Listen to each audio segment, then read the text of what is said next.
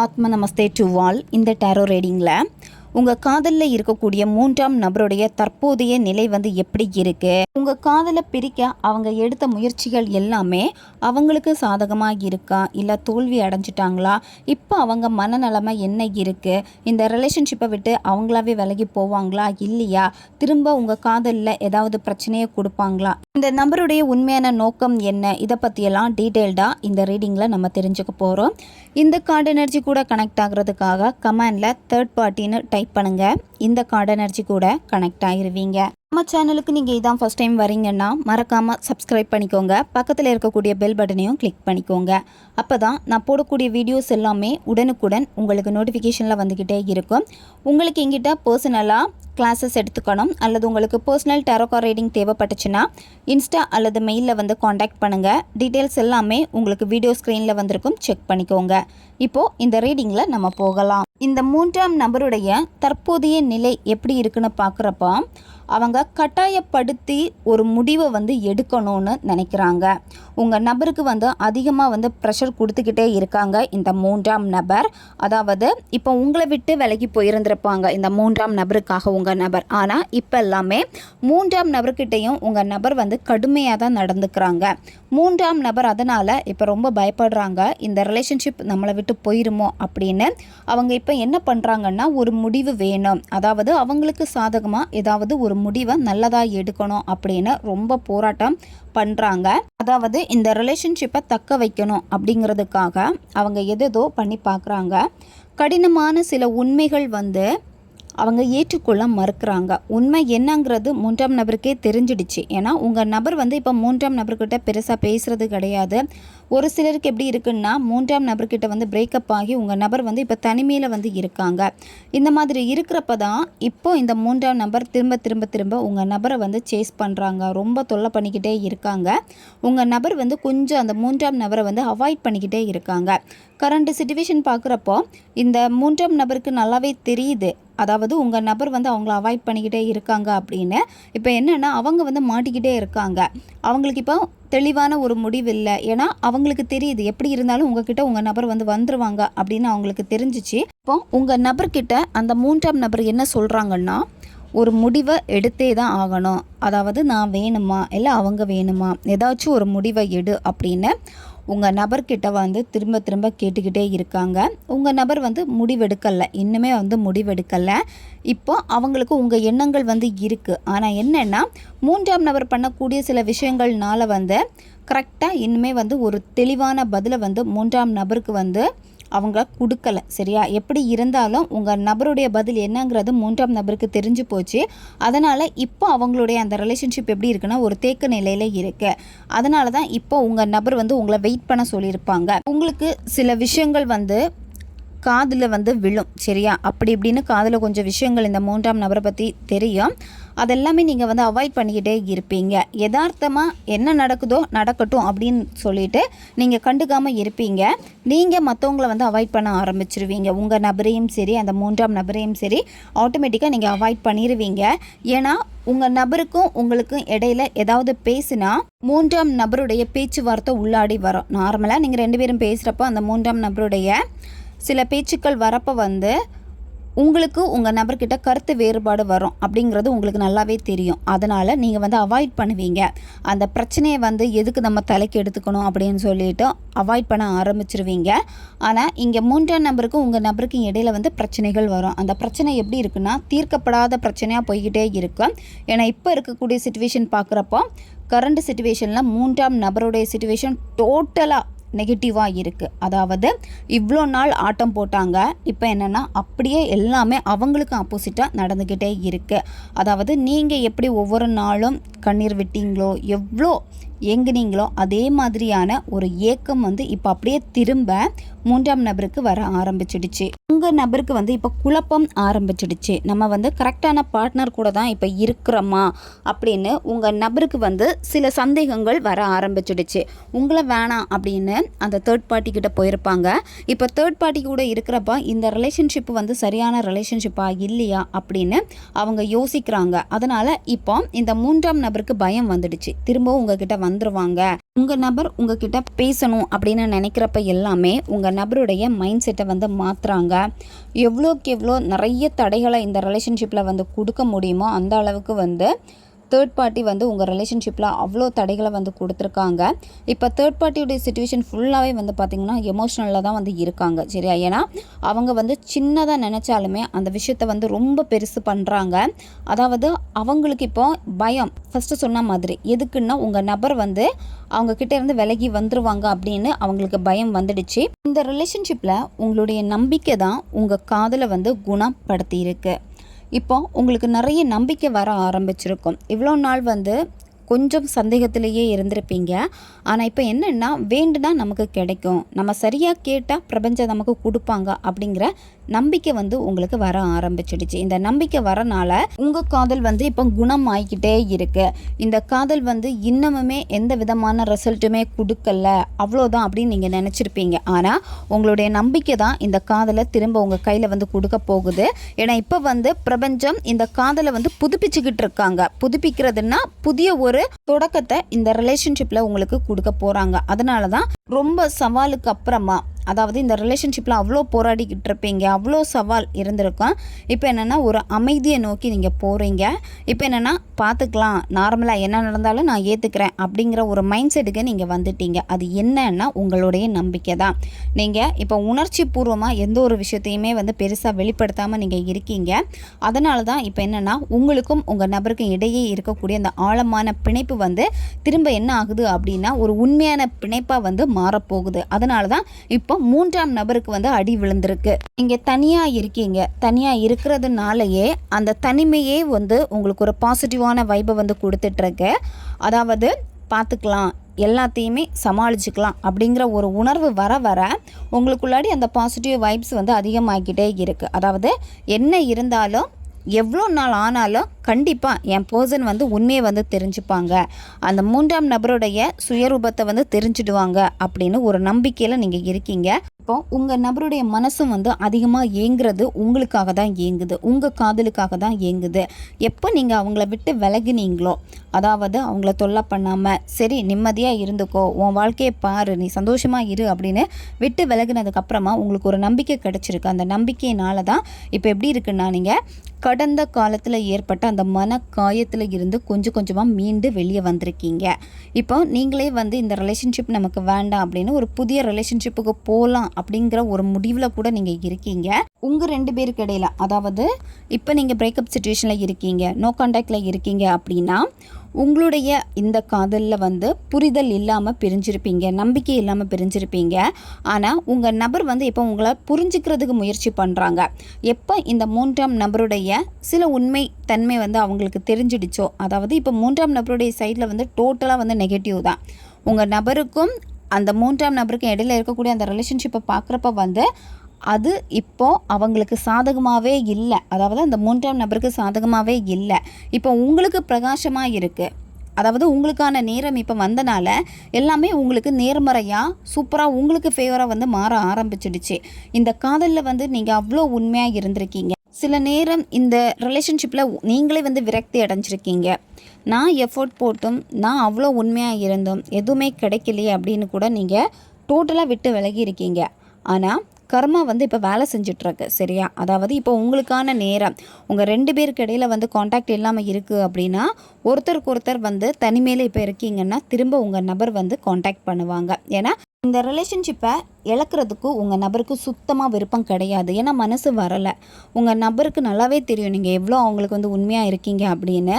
இப்போ அவங்களுக்கு எப்படின்னா, நீங்கள் அவங்கள விட்டு விலகி போயிடுவீங்க அப்படின்னு ஒரு பயம் உங்கள் நபருக்கு வந்து வந்துடுச்சு. இப்போ மூன்றாம் நபர் வந்து ரொம்ப சோர்வடைஞ்சிட்டாங்க. உங்கள் நபர் வந்து அவங்களுக்குள்ளாடியே இப்போ கேள்வி கேட்க ஆரம்பிச்சிட்டாங்க. உங்கள் நபர் வந்து இப்போ ப்ரேயர் கூட பண்ணுறாங்க. எதுக்குன்னா அவங்களுக்கு இப்போ என்ன டிசிஷன் எடுக்கிறதுன்னு தெரியலை. அதனால் இப்போ அவங்க வந்து அவங்களுக்குள்ளாடி கேள்வி கேட்குறாங்க. எதுதான் உண்மையான அன்பு, எந்த பக்கம் நான் நிற்கணும் அப்படின்னு அவங்களுக்குள்ளாடியே கேள்வி கேட்குறாங்க. அவங்களுக்குள்ளாடியே கேள்வி கேட்க கேட்க இப்போ என்ன ஆகுது அப்படின்னா, உங்களுக்கும் உங்கள் நபருக்கு இடையில இருந்த அந்த ஆழமான பிணைப்பு இதுதான் அவங்களுக்கு ஞாபகத்தில் வருது. சரியா, அடிக்கடி நீங்கள் அவங்களுடைய கனவில் போய்கிட்டே இருக்கீங்க. உங்கள் நபர் வந்து கனவில் இருந்து முழிக்கிறப்ப வந்து உங்களை தான் நினைக்கிறாங்க, உங்கள் பேரை தான் வந்து சொல்கிறாங்க. இந்த மாதிரியான சில விஷயங்கள் இப்போ உங்கள் நபருடைய வாழ்க்கையில் நடந்துக்கிட்டே இருக்குது. உங்களுக்கு ஃபேவராக இப்போ வேலை செஞ்சிட்ருக்கு. மூன்றாம் நபருக்கு உதவி பண்ணுறதுக்கு யாருமே கிடையாது. இப்போ இருக்கக்கூடிய சுச்சுவேஷனில் வந்து பார்க்குறப்போ யாருமே உதவி பண்ணலை. ஏன் உதவி பண்ணலைன்னா, இப்போ அந்த மூன்றாம் நபர் வந்து எப்படிப்பட்டவங்கன்னு மற்றவங்களுக்கு தெரிஞ்சிடுச்சு. அதனால் யாருமே வந்து உதவி பண்ணலை. இப்போ அவங்களுக்கு ரொம்ப பதட்டமாக இருக்குது. ஏதாவது ஒரு உதவி கிடைக்காதா அப்படின்னு வந்து அவங்க நினைக்கிறாங்க. ஏன்னா உங்கள் நபரை விட்டு கொடுக்கறதுக்கு அவங்களுக்கு விருப்பமே வந்து கிடையாது. சரியா, இப்போ சுற்றி இந்த மூன்றாம் நபரை சுற்றி இருக்கக்கூடியது எல்லாமே வந்து பார்த்திங்கன்னா அவங்களுக்கு எதிராக வந்து இருக்குது. சரியா, இவ்வளோ நாள் அவங்களுக்கு சப்போர்ட்டாக இருந்த சில விஷயங்களே வந்து இப்போ அவங்களுக்கு வந்து எதிராக வந்து இருக்குது. அதனால் இப்போ அவங்க தான் இந்த ரிலேஷன்ஷிப்பில் மாட்டிக்கிட்டு சிக்கிக்கிட்டு தவிச்சிக்கிட்டே இருக்காங்க. இப்போது அந்த மூன்றாம் நபரால் இந்த உறவில் இருந்து வெளியே வர முடியலை. ஏன்னா உங்கள் நபர் மேலே அவ்வளோ அடிக்டடாக இருக்காங்க. அவ்வளோ அடிக்டடாக இருக்கிறதுனால இப்போ அவங்களுக்குள்ளாடியே வந்து ஏகப்பட்ட பயம் இருக்குது. எங்கே டோட்டலாக விட்டுருவாங்களோ அப்படின்னு பயப்படுறாங்க. நீங்கள் என்னெல்லாம் வலியை அனுபவிச்சிங்களோ இந்த ரிலேஷன்ஷிப்பில், இதே மாதிரி தான் நீங்களும் பெயினை வந்து அனுபவிச்சிருக்கீங்க. அதே பெயின் வந்து இப்போ அந்த மூன்றாம் நபருக்கு வந்து கிடச்சிருச்சு. ஒவ்வொரு நாளும் நீங்கள் அவ்வளோ அழுது இதே மாதிரியான ஒரு வலியை அந்த மூன்றாம் நபரும் வந்து உணரணும். கண்டிப்பாக அவங்களும் இதே மாதிரி கஷ்டப்படணும்னு நீங்கள் அவ்வளோ மனசு நொந்து நீங்கள் சாபம் போட்டிருப்பீங்க. ஏன்னா அவ்வளோ பெயினில் வந்து நீங்கள் சொல்லியிருப்பீங்க. இப்போ அதே மாதிரி அவங்களுக்கு அது வந்து நடக்குது. சரியா, ஏன்னா உணர்ச்சி ரீதியாக இப்போ அவங்க எப்படி இருக்காங்கன்னா, இப்போ அவங்களால வேறு எதுவுமே செய்ய முடியலை. இதில் உங்ககிட்டையும் வந்து உதவி கேட்குறதுக்கான வாய்ப்புகளும் வந்து இருக்குது. சரியா, ஏன்னா அவங்க வந்து உங்கள் மனநிலை வந்து எப்படி இருக்குன்னு செக் பண்ணணும்னு உங்ககிட்ட வந்து பேசுவாங்க. சரியா, அதாவது நீங்கள் மாறிட்டீங்களா இல்லை இந்த பர்சனை நினச்சிட்டு இன்னமும் இருக்கீங்களா அப்படின்னு கன்ஃபார்ம் பண்ணுறதுக்காக உங்ககிட்ட வந்து பேசுவாங்க இந்த மூன்றாம் நபர். நீங்கள் அந்த இடத்துல உண்மையான சூழ்நிலைகளை வந்து கவனிக்க மாட்டீங்க. உடனே வந்து சண்டை போடுவீங்க. சில மோசமான விளைவுகள் வந்து ஏற்படும். சரியா, ஏன்னா வந்து நீங்கள் எப்படியாவது அந்த மூன்றாம் நபர் எங்கிட்ட வந்து பேசுனா நறுக்குன்னு 4 வார்த்தை கேட்கணும் அப்படின்னு நீங்கள் நினச்சி வச்சுருப்பீங்க. அதே மாதிரி வருவாங்க. சரியா, வரப்போ நீங்கள் கண்டிப்பாக வந்து அவங்க என்ன சொல்ல வராங்க அப்படிங்கிறத கவனிக்கிறத தாண்டி உங்கள் மனசில் இருக்கக்கூடிய கோபம் அந்த உணர்வுகளை எல்லாமே கொட்டி தீர்த்துருவீங்க அவங்கக்கிட்ட. நீங்கள் அவங்கக்கிட்ட சொல்லக்கூடிய விஷயங்கள் எப்படி இருக்கும்னா, நீ தான் தகுதி இல்லாத ஆள், நீ தான் வந்து ஏன் பர்சனை எடுத்துக்கிட்ட அப்படின்னலாம் நிறைய விஷயங்கள் நீங்கள் வந்து சொல்லுவீங்க அவங்கக்கிட்ட. உங்ககிட்ட உதவிக்காகவும் இந்த மூன்றாம் நபர் வந்து வருவாங்க. சரியா, ஏன்னா அவங்க மனநிலைமை இப்போ வந்து சரி கிடையாது. உங்ககிட்டே வந்து ஹெல்ப் கேட்பாங்க. ஹெல்ப் கேட்குறப்போ நீங்கள் வந்து அவங்களுக்கு ஹெல்ப் பண்ண மாட்டீங்க. ஏன்னா அவங்க தேவைக்காக தான் பழகியிருக்காங்க, கூட இருந்தே துரோகம் பண்ணிட்டாங்க அப்படின்னு அந்த இடத்துல இருந்து எப்படியாவது அந்த மூன்றாம் நபரை வெளியேற்றணும் அப்படின்னு நீங்கள் நினைப்பீங்க. ஒரு சிலருக்கு பார்க்குறப்போ உங்கள் நபருக்கும் மூன்றாம் நபருக்கும் வந்து சண்டாகி நோ கான்டாக்டில் இருக்காங்க. ஒரு சிலருக்கு வந்து இப்போ சண்டையிலே போய்கிட்டே இருக்குது. சரியா, சமாதானம் ஆகலை, சண்டையில் போய்கிட்டு இருக்கு. சீக்கிரமாக வந்து 2 பேருமே வந்து பேசாமல் நோ கான்டாக்டில் இருப்பாங்க. ஏன்னா இப்போ இந்த தேர்ட் பார்ட்டினால் வந்து தூங்க முடியலை. ஏன்னா உங்கள் நபர் இல்லாதனால தூங்க முடியலை. எல்லா விஷயத்தையும் வந்து வலுக்கட்டாயமாக பிடிச்சி இழுத்துக்கிட்டே இருக்காங்க. அவங்களுக்கு வேணும் அப்படின்னு சொல்லிட்டு நிறைய சிந்திக்கிறாங்க. மன அழுத்தம் வந்து இருக்குது. அவங்களால இந்த பிரேக்கப்பை தாங்கிக்கவே முடியாது. சரியா, நிறைய வாக்குவாதம் வரும். சரியா, உங்ககிட்டே வந்து சண்டை போடுவாங்க, உங்ககிட்டே உதவியும் கேட்பாங்க. இந்த மாதிரி சில வாக்குவாதங்கள் உங்களுக்குள்ளாடி வந்து ஏற்படும். உங்கள் நபர் வந்து அந்த மூன்றாம் நபரை விட்டு வந்துடுவாங்க, உங்ககிட்ட வந்து பேசுவாங்க. சரியா, பேசுகிறப்போ மூன்றாம் நபரை வந்து முயற்சிகள் வந்து எடுப்பாங்க. எடுக்கிறப்ப இங்கே என்ன ஆகுது அப்படின்னா, அவங்க என்ன முயற்சி பண்ணாலும் அது அவங்களுக்கு வந்து சாதகமாக இருக்கவே இருக்காது. நிறைய விஷயங்கள் உங்கள் நபரை வந்து பிளாக்மெயில் பண்ணுவாங்க, நல்லா கெஞ்சி பார்ப்பாங்க, ரொம்ப சென்டிமெண்ட்டாக பேசுவாங்க.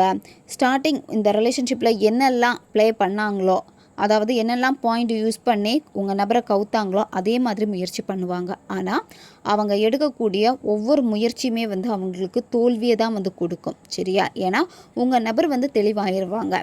உங்கள் நபர் கூட ரிலேஷன்ஷிப்பில் இருந்துக்கிட்டே அந்த மூன்றாம் நபர் இன்னொரு பர்சன் கூட ரிலேஷன்ஷிப்பில் இருக்காங்க, இன்னொரு நபர்கிட்ட பேசுகிறாங்க, இதெல்லாமே ஒரு காரணம்.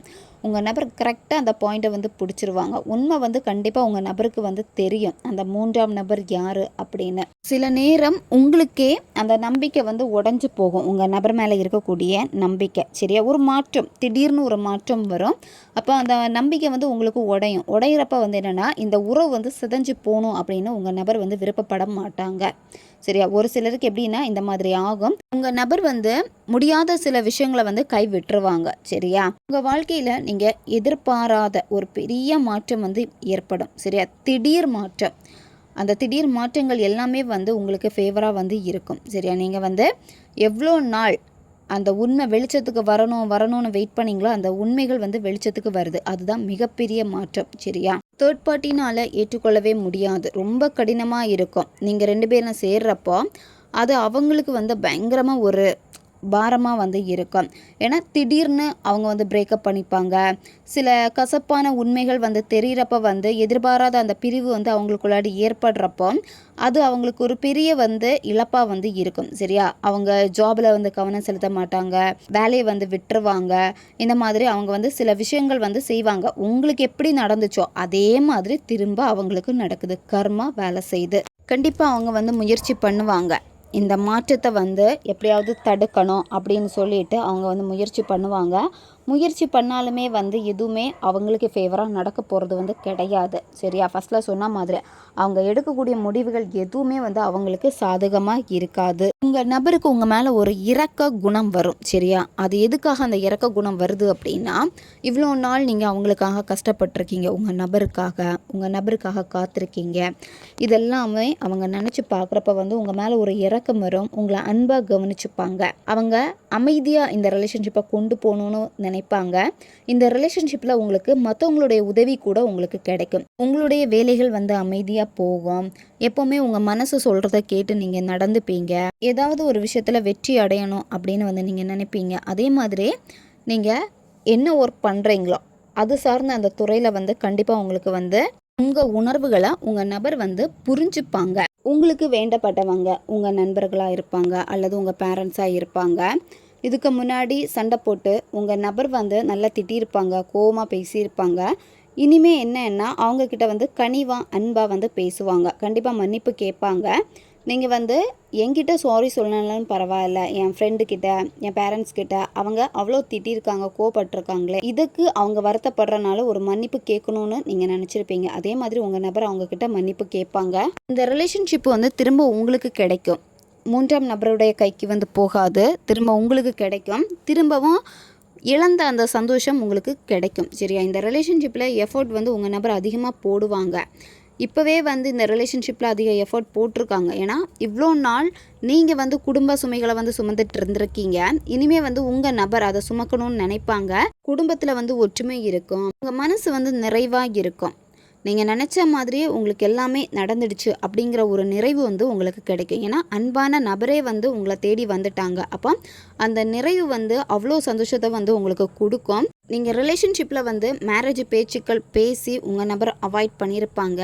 ஆனால் இனிமேல் வந்து அது திருமணத்துக்கு வந்து போகும். சரியா, ஆழமான ஒரு பாண்டிங்கை வந்து ஏற்படுத்தும். ஃபேமிலி மெம்பர்ஸுடைய சப்போர்ட் உங்களுக்கு கிடைக்கும். அவங்க என்ன சொல்லுவாங்கன்னா, நீங்கள் 2 பேரும் சந்தோஷமாக இருந்தால் போதும், எங்களுக்கும் ஓகே தான் அப்படின்னு வந்து சொல்லுவாங்க. இழந்த நேரங்கள் எல்லாமே, அதாவது நீங்கள் தனிமையில் இருந்து நிறைய விஷயங்கள் வந்து இழந்திருக்கீங்க. உங்கள் அன்பான நபர் உங்ககிட்ட வரப்போ இழந்த அந்த சந்தோஷம் எல்லாமே உங்களுக்கு திரும்ப கிடைக்கும். சரியா, அந்த நேரத்தை வந்து நிச்சயமாக நீங்கள் கொண்டாடுவீங்க. ஏன்னா அற்புதமான நேரம் வந்து உங்களுக்கு வந்துடுச்சு. தேர்ட் பார்ட்டியுடைய சைடு வந்து பார்க்குறோமோ டோட்டலாக எல்லாமே வந்து நெகட்டிவாக தான் அவங்களுக்கு வந்து இருக்குது. எதுவுமே அவங்களுக்கு வந்து சாதகமாக இல்லை. இப்போ நீங்கள் வேலை இல்லாமல் இருக்கீங்க அப்படின்னா புதிய வேலை வந்து உங்களுக்கு கிடைக்க போகுது. அதே மாதிரி ஏதாவது படிக்கணும்னு ரொம்ப நாள் நீங்கள் ஆசைப்பட்டுட்டு அதை தள்ளி போட்டிருப்பீங்க. இனிமேல் ஆர்வம் வந்து அந்த படிப்பை வந்து நீங்கள் தொடங்குவீங்க. ஏதாவது ஒரு வேலைக்காக படிச்சுக்கிட்டே இருக்கீங்க, கவர்மெண்ட் வேலைக்காக, அந்த படிப்பை வந்து பாதியிலே ஸ்டாப் பண்ணியிருப்பீங்க. ஆனால் இனிமேல் என்ன பண்ணுவீங்கன்னா உங்களுக்குள்ளாடியே ஒரு துணிச்சல் வந்து பார்த்துக்கலாம் அப்படின்னு திரும்ப நல்லா ஹார்ட் ஒர்க் பண்ணி படிக்க போகிறீங்க. உங்கள் இலக்குகளை நோக்கி நீங்கள் கடினமாக வந்து உழைக்க போகிறீங்க. நிறைய புதிய விஷயங்களை வந்து கற்றுக்கொள்கிறதுல ஆர்வம் காட்ட போகிறீங்க. அதாவது இப்போ உங்களுக்குன்னு ஒரு இலக்கை வந்து நீங்கள் ஃபிக்ஸ் பண்ணி வச்சுருக்கீங்க. அதில் வந்து வெற்றி அடையணும், அதில் வெற்றி அடைஞ்சுன்னா எல்லாமே எனக்கு கிடைக்கும் அப்படின்னு நினச்சிருக்கீங்க. அந்த விஷயத்தில் அதிக ஆர்வத்தை நீங்கள் காட்டுவீங்க. புதிய யோசனைகள் எல்லாமே உங்களுக்கு அதிகமாக வந்து வரும். ஏன்னா பொறுப்புகள் வந்துடுச்சு. நீங்கள் ஹார்ட் ஒர்க் பண்ணீங்க அப்படின்னா வேலை கஷ்டமாக இருக்குது அப்படின்னு நினைக்காம கொஞ்சம் ஹார்ட் ஒர்க் பண்ணிங்கனாலே போதும். அதே மாதிரி படிக்கிறப்ப கூட கஷ்டமாக இருக்குன்னு நினைக்காம கொஞ்சம் ஹார்ட் ஒர்க் பண்ணி நீங்கள் படித்தாலே போதும். ஏன்னா அதனுடைய ரிசல்ட் வந்து எப்படி இருக்குன்னா நல்ல முடிவாக தான் இருக்குது. சரியா? அதாவது நீங்கள் ஆசைப்பட்ட மாதிரி சக்ஸஸ் தான் உங்களுக்கு வந்து கிடைக்கும். உங்களுடைய இந்த ரிலேஷன்ஷிப்பில் ஒரு லேடி வந்து உங்களுக்கு உதவி பண்ணுவாங்க. சரியா? அவங்களுடைய கைடன்ஸ் கிடைக்கிறப்போ அதுபடி நீங்கள் ஃபாலோ பண்ணுறப்போ இந்த ரிலேஷன்ஷிப்பை வந்து நீங்கள் சரி செஞ்சுக்க முடியும். உங்களுக்கு ரொம்ப பிடிச்ச நபர், அந்த பிடிச்ச நபர் வந்து உங்களுடைய ஃப்ரெண்டாக இருப்பாங்க, அப்படி இல்லைனா உங்கள் அம்மாவாக இருப்பாங்க, இல்லை தங்கச்சியாக இருப்பாங்க. இந்த மாதிரி உங்கள் ஃபேமிலி மெம்பர்ஸில் இருக்கக்கூடிய ஒரு லேடியாக இருப்பாங்க. இந்த லவ்வுக்கு சப்போர்ட்டே கொடுத்துருக்க மாட்டாங்க, அவங்க சப்போர்ட் பண்ணுவாங்க. சரியா? ஏன்னா அவங்க வந்து இந்த ரிலேஷன்ஷிப்புக்கு வந்து ஓகே சொன்னால் நல்லா இருக்கணும், ரொம்ப நாள் வெயிட் பண்ணிகிட்டே இருக்கீங்க, அவங்க வந்து சம்மதிப்பாங்க. இந்த ரிலேஷன்ஷிப்பில் புதிய தொடக்கம் வந்து உங்களுக்கு இருக்குது. இனி எல்லாமே உங்களுக்கு ஃபேவராக நடக்க போகுது. ஏன்னா அந்த 3ஆம் நபருடைய பேச்சு இங்கே எடுபட போகிறது கிடையாது. உங்கள் நபர் இனிமே அப்படியே மாற போகிறாங்க. அதாவது உங்ககிட்ட உண்மையை புரிஞ்சுக்கிட்டு உங்ககிட்ட வரப்போகிறாங்க. ஓகே காய்ஸ், இதுதான் இந்த ரீடிங். இது வந்து ஜென்ரல் ரீடிங் தான். பொருந்தக்கூடிய விஷயங்களை மட்டும் எடுத்துக்கோங்க, மற்றதை விட்டுருங்க. உங்களுக்கு பர்சனல் டேரோ கார்ட் ரீடிங் தேவைப்பட்டுச்சுன்னா இன்ஸ்டா அல்லது மெயிலில் வந்து காண்டாக்ட் பண்ணுங்கள். அடுத்து ஒரு வீடியோ பதிவில் சந்திக்கலாம். நன்றி.